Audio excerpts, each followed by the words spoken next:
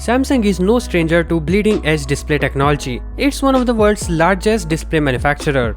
Now they have developed new display technology for its upcoming Note 20 Plus, where the refresh rate changes dynamically.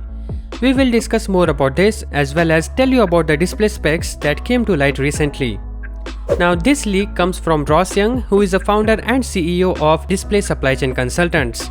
According to him, the Galaxy Note 20 Plus will feature LTPO back panel technology, which will be used with the newer OLED panels. Here, LTPO stands for Low Temperature Polycrystalline Oxide, and it's not the first time LTPO displays are being used.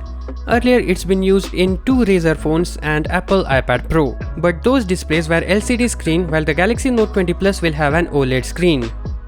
This technology will result in substantial power saving of up to 15%.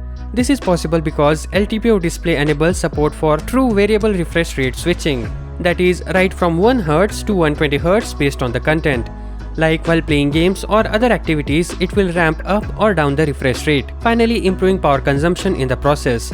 Not unlike other displays which can only switch between few present display modes like 60, 90 or 120Hz at Full HD Plus and Quad HD Plus combinations.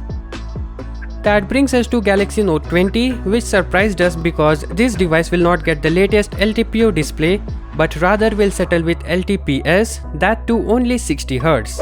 The LTPO technology will be reserved only for top-end model.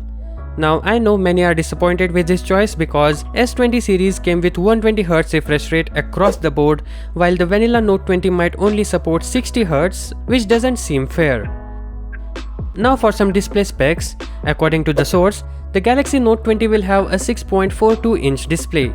It will reportedly have a resolution of 2345 x 1084 pixels, leading to an aspect ratio of 19.5:9, same as last year.